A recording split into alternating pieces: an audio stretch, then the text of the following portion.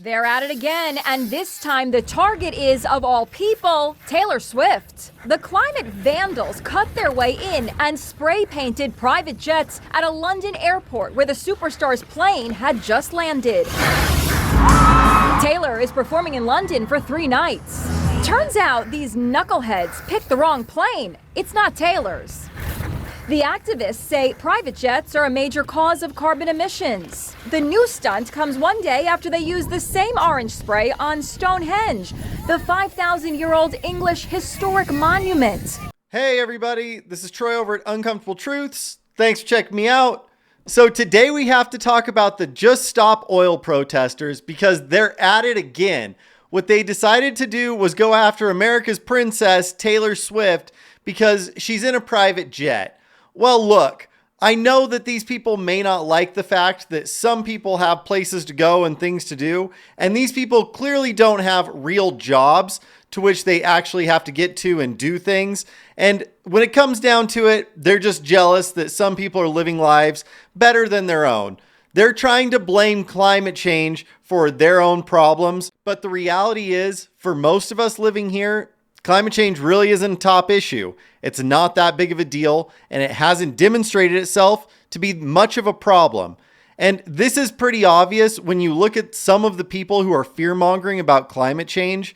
Take former President Obama, for example, who decides that he's going to buy beachfront property, or Mark Zuckerberg, all of these people who for years kind of go on and say, oh yeah, we really need to do something about climate change. Well, they're buying places that are supposedly going to be underwater. So they either really think that we're going to get this under control, or the reality is that they're not that concerned about it.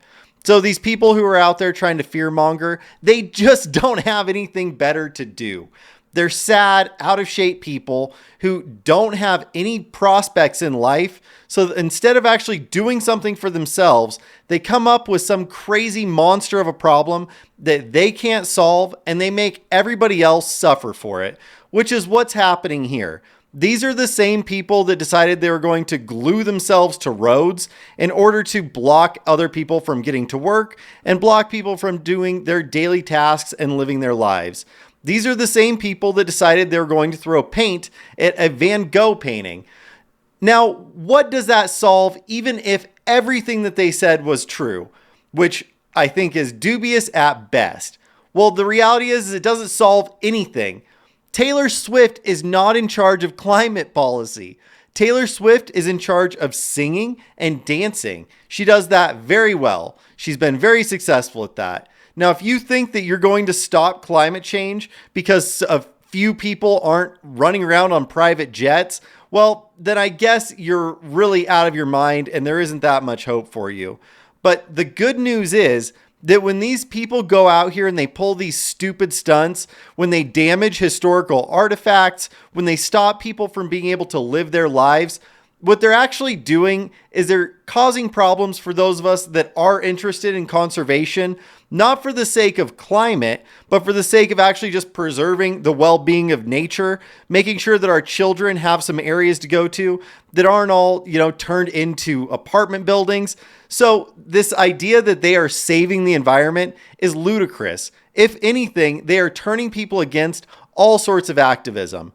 Because once you start doing these things, people aren't actually going to listen to your point of view. They aren't going to listen to what you have to say. You're not stopping anything, because when you're gluing yourself to roads, well, the people who are in charge of things, they take private jets. And even if there's paint on those private jets, they're still going to fly. And if you do more damage, they're just going to start arresting you and locking you up. So your protest in this manner doesn't change anything. In fact, it makes people less likely to support your cause. So what you're doing is going to completely backfire.